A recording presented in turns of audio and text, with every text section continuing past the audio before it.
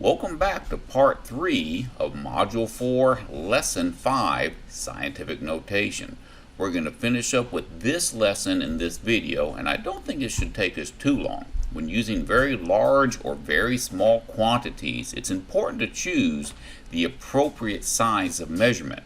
For example, is it more appropriate to represent the distance from California to New York as 2,411 miles, Cheru just made its presence known, or as 1.55 times 10 to the 8th inches?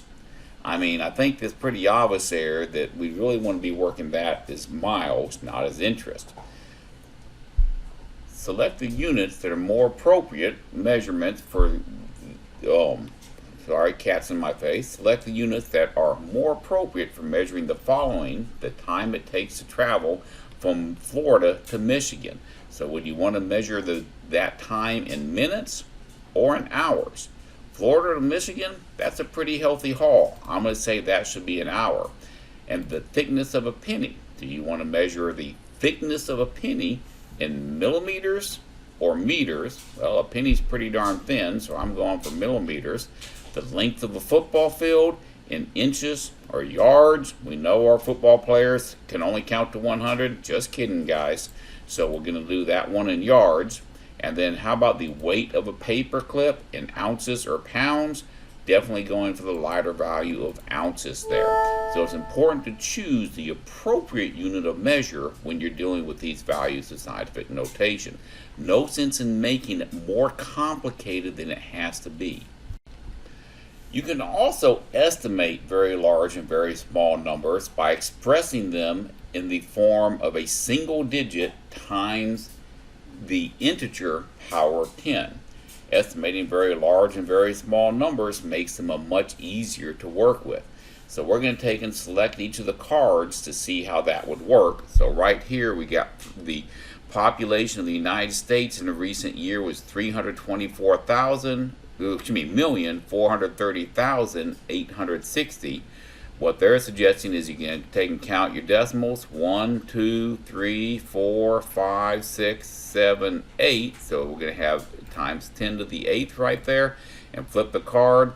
They've just got rid of everything else, focused on that 3, and said 3 times 10 to the 8th, and they were done.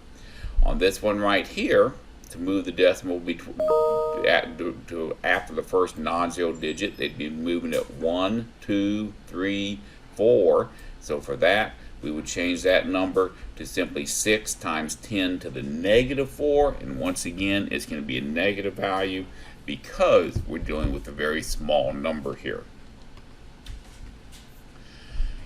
If you could walk at a rate of 2 meters per second, it would take you 1.92 times 10 to the 8th seconds to walk to the moon. Did that really tell you anything? Do you feel like you know how long it would take you to walk to the moon now? Me neither.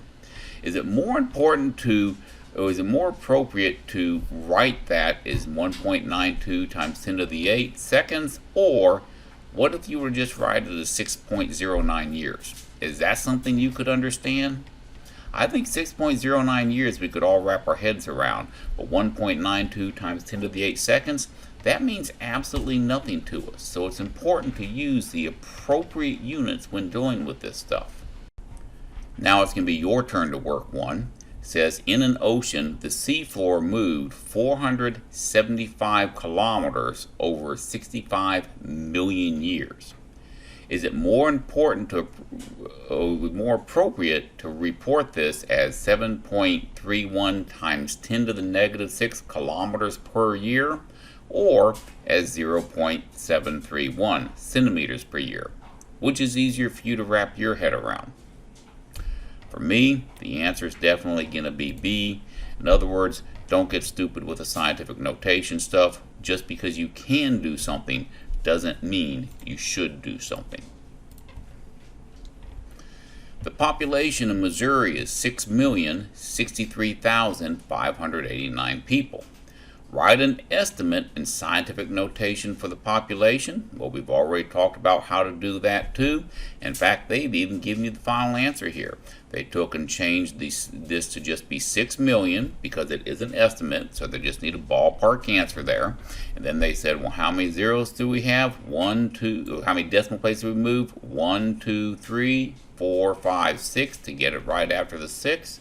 So from there we have 6 times 10 to the 6, which is exactly what you would take and write there if you wanted to. I'm not going to bother with that. It gives us the answer right there.